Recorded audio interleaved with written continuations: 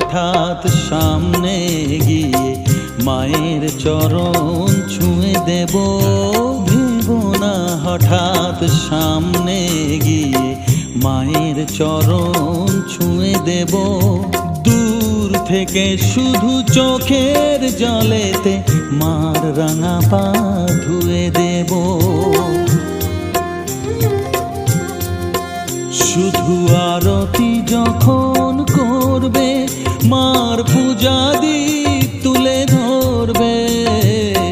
আরতি যখন করবে মার পূজা দীপ